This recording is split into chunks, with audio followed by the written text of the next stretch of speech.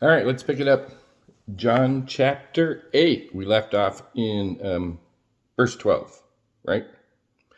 And last time we saw that Jesus was in the treasury of the temple teaching, and they brought a woman to him who was caught in adultery, trying to trick him, into fault, not following the law and all that. And he was able to diffuse the situation. He met the woman on the ground where she was, in her guilt and shame, and he wrote something on the ground, I believe, to her. Then he stood her up, told her that he does not condemn her, and for her to go and sin no more. And now we pick up here in verse 11. After all the guys who were ready to stone her to death, they've all left, but still everybody else is there. And so we pick it up here now. And it says there that then Jesus spoke to them again, saying, I am the light of the world. He who follows me shall not walk in darkness, but have the light of life. Yeah, here's one of the 7 I am statements made by Jesus in the Gospel of John. Second one, I think. When we see these I am statements in John's Gospel, we need to remember what Jesus is saying. He's making a declaration each time. And often it's taught as the same declaration the Lord made to Moses at the burning bush in Exodus 3, where God was speaking to Moses from a burning bush. And Moses says there, when I go tell the people you sent me, who should I say you are? And the Lord said to him, tell them I am sent you. Yeah, the great I am, the eternal one. I always have been. I always will be. I am. Some theologians, they have a term for that. It's called aseity. It's meaning God doesn't need anybody or anything because his life is in himself. But methinks that yes, this truth is in Jesus. He is the I am, the very same I am that Moses saw there at the burning bush. But I'm not sure that's what Jesus is stating here, nor in those 7 I am statements. He's not referencing that burning bush. But I think he's alluding, he's building upon that foundation.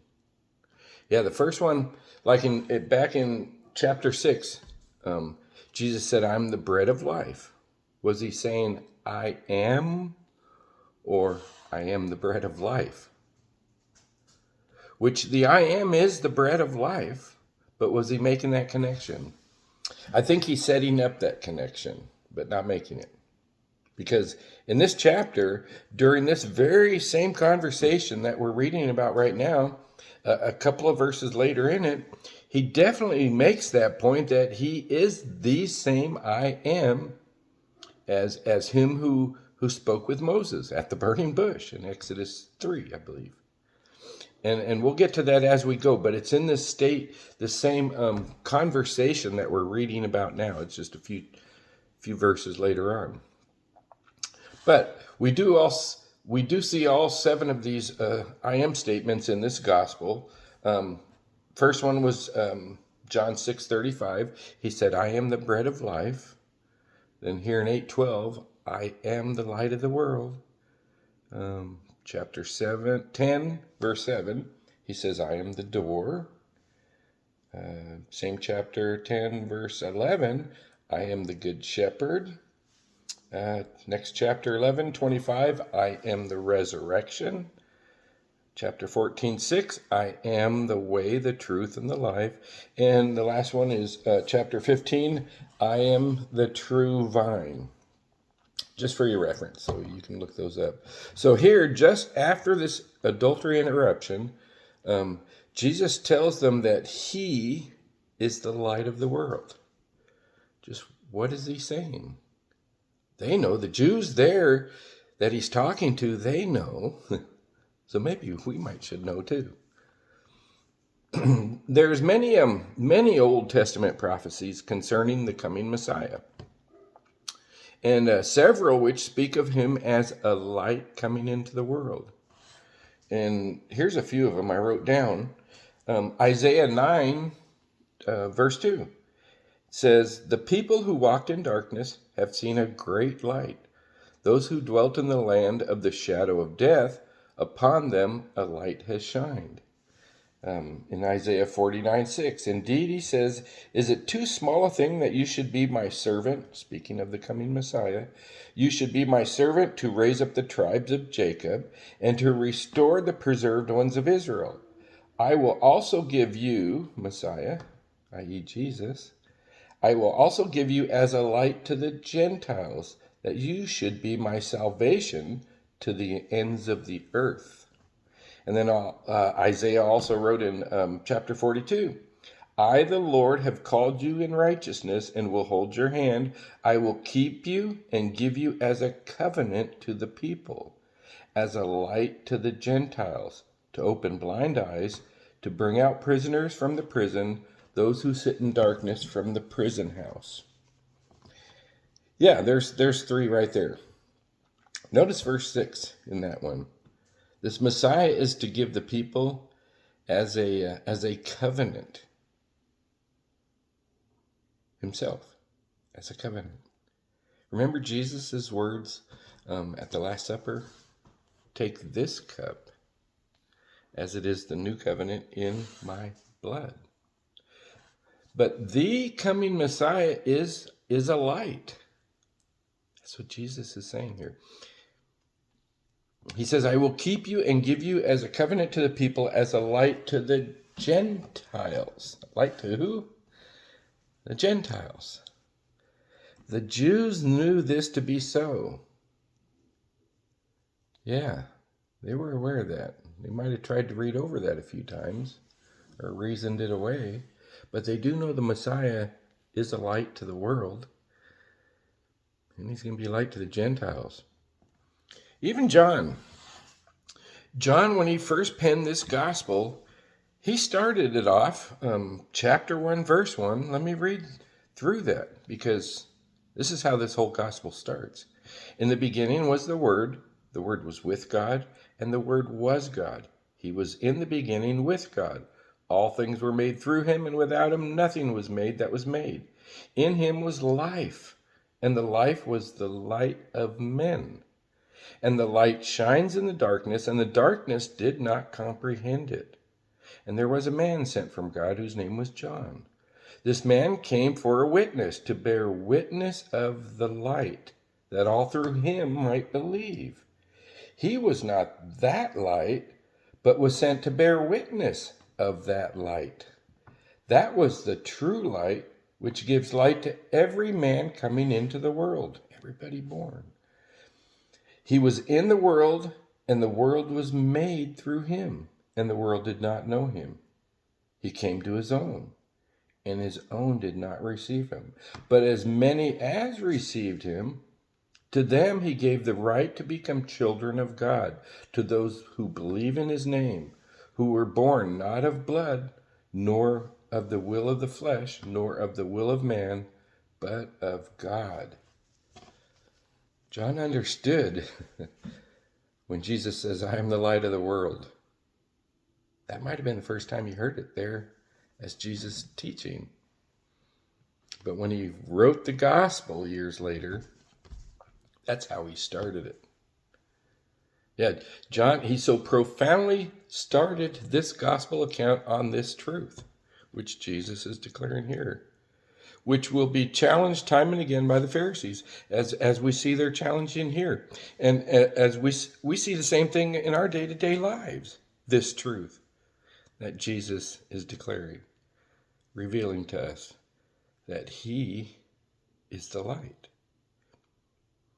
Every one of these I am statements, they reveal to us more about the God of all creation, his love for all of mankind, and also in all of these statements we see just who Jesus is.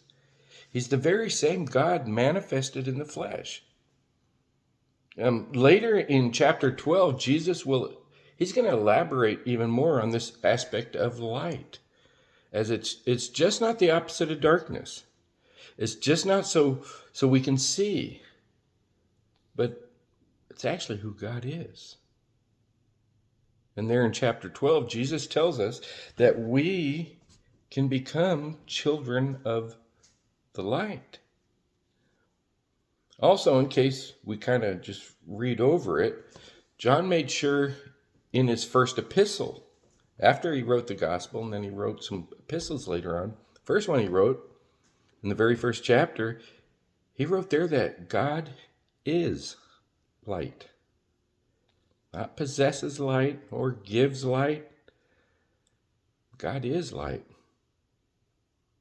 Which reminds me, remember when John the Baptist was born, how his dad Zacharias was muted, couldn't speak?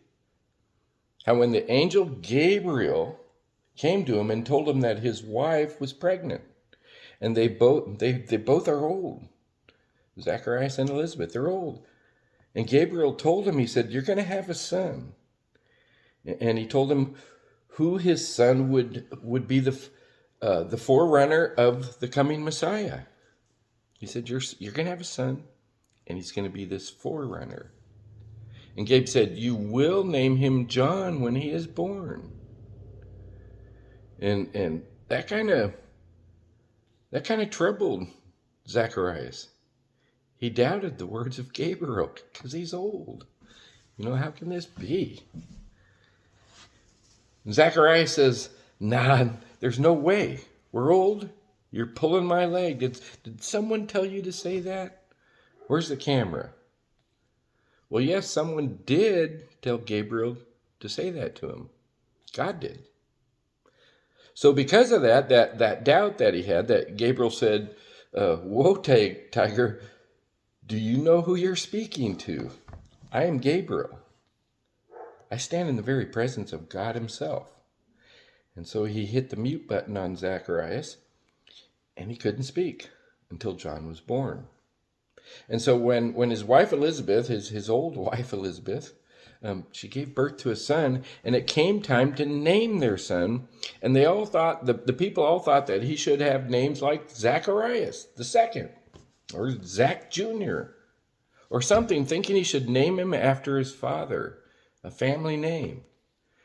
And being Zacharias was muted when John was born, Elizabeth said, "He shall be called John." And everyone's like, "What?"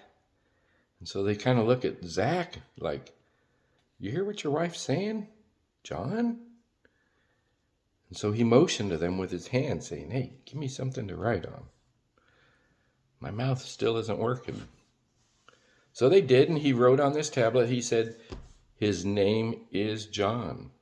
And then his lips were opened, and when he could speak, he began praising God, and he prophesied among all the Jewish leaders there, and amongst the people that were there too. And he said, "Blessed is the Lord God of Israel, for he has visited and redeemed his people, and has raised up a horn of salvation for us in the house of his servant David." And it says there that, and God spoke, this is Zechariah speaking, he says, "As God spoke by the mouth of his holy prophets since the beginning of the time, saying that we should be saved from our enemies and from the hand of all who hate us. And this one will perform the mercy that was promised to our fathers, and to remember his holy covenant. That the one with that he made with an oath to Abraham, swearing. This one is a forerunner of him, to that oath that was made to Abraham. And that he's going to grant us deliverance from our enemies, and that we might serve him without fear." And then Zechariah said of John, "And you, child, will be called the prophet of the highest, for you will go before the face of the Lord to prepare his ways." And Zacharias goes on prophesying. He says, "To give knowledge of salvation to his people by the remission of their sins, through the tender mercy of our God, to give light to those who sit in darkness and the shadow of death, to guide our feet into the way of peace." Yeah, we're sitting in the shadow of darkness and not at peace with the Lord prior to our coming to salvation in Jesus. And so he's saying the Son that God gave him is going to give a light to those who sit in darkness. But he's the forerunner of that light that's coming. And so the Jews here in this day, they were looking for this light, maybe semi-looking or half-heartedly looking, like many today who say they are looking for truth, until you tell them the truth, that Jesus is the way, the truth, and the life. Then they are not looking so hard. Oh, that's just your truth. Or even some who have said, oh, I'm a Christian. I was born and raised a Christian. I was born a Christian from birth, not from rebirth. And when they say, oh, I'm looking for the return of Jesus, are they really? Are we really living our lives in anticipation of his soon return, very soon return?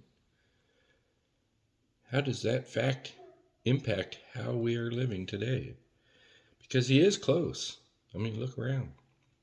So these guys, they may know the scriptures well enough to know that the coming Messiah has been written about as being a light, whether literal or not. Well, it says so in our holy books.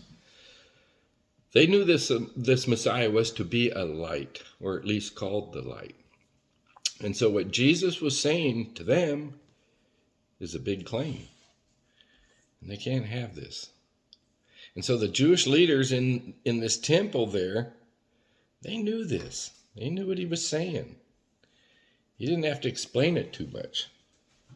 And so previously, he began to reveal himself back in the last chapter, the chapter before that, that when they discussed Moses giving the Hebrew people manna from heaven, gave them bread in the wilderness, the manna, Jesus told them that he was the bread of life. That was that first I am the bread of life. And this was just immediately after he fed the 5,000 in the wilderness. And now here he makes another statement, I am the light of the world. And he does it just leading up to an encounter with a blind man that we're going to see, living in darkness, blind, and Jesus will heal this man's blindness. And he will be brought from that darkness to light. And so he says to them now, revealing more about himself, he says, I am the light of the world. And then he tells them, not just leaving this statement just hanging out there, he lays it in their lap. This right here, he says, he who follows me shall not walk in darkness, but have the light of life. Notice he equates light with life. And he contrasts light and darkness. And he offers and directs to not walk in darkness. There is a choice. There is an option. There is a way. There's a wide way and there's a narrow way. He's telling them how they might not walk in darkness by following him, because he is the light of the world. This light of the world that Isaiah wrote about. And this would mean, two things. First, that they are in darkness. He's kind of saying that to them.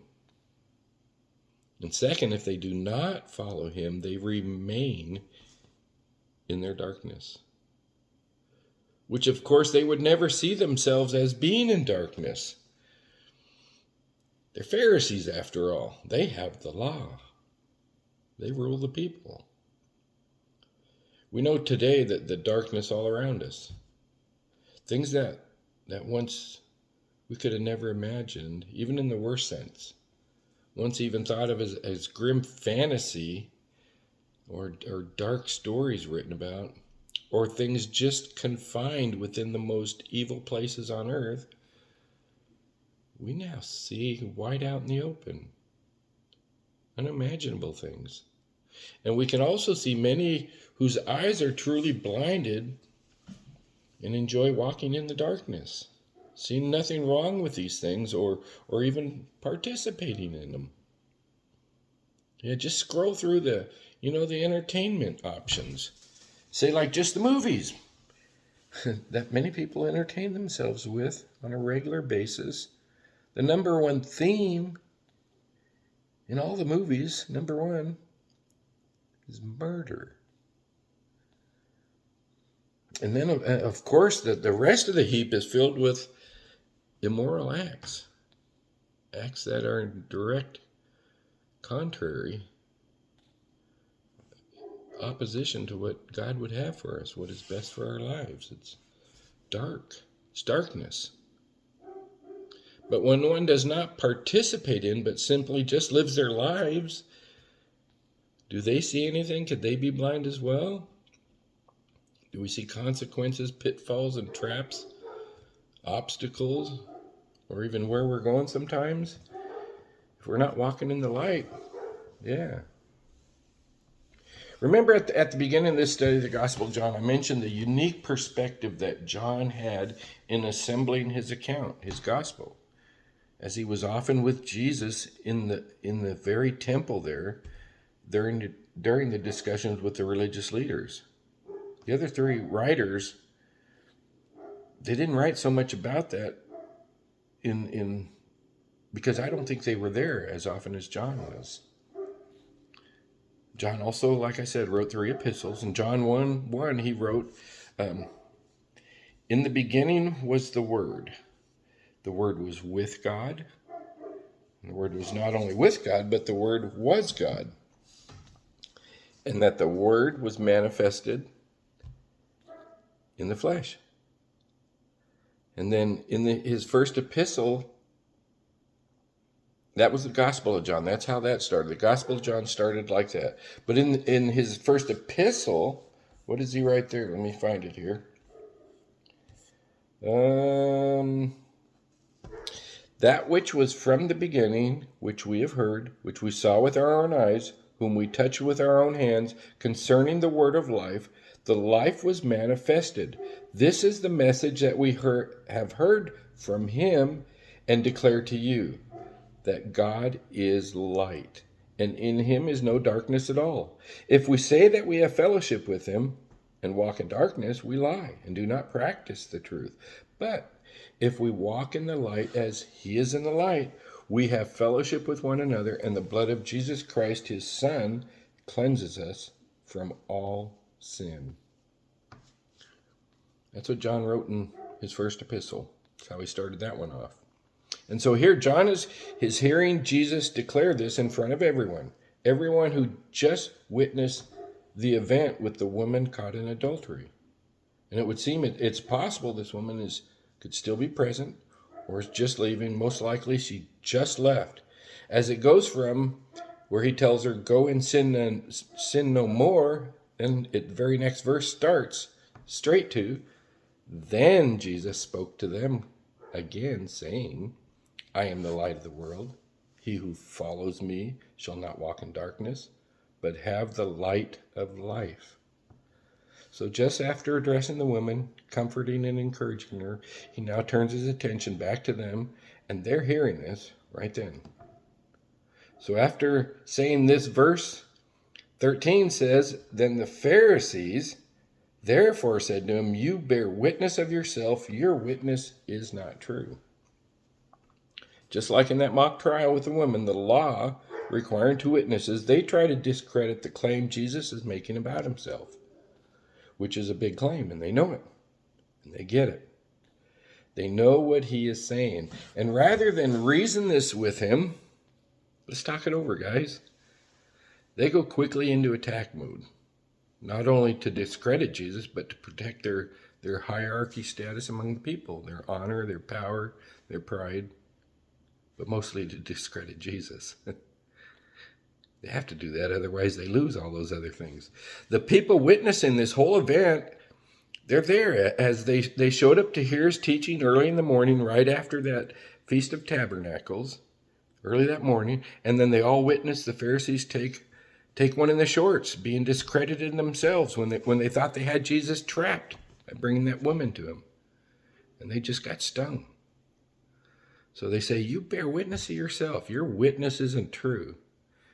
And so Jesus will answer their statement about his bearing witness, his testimony, and the truth of it.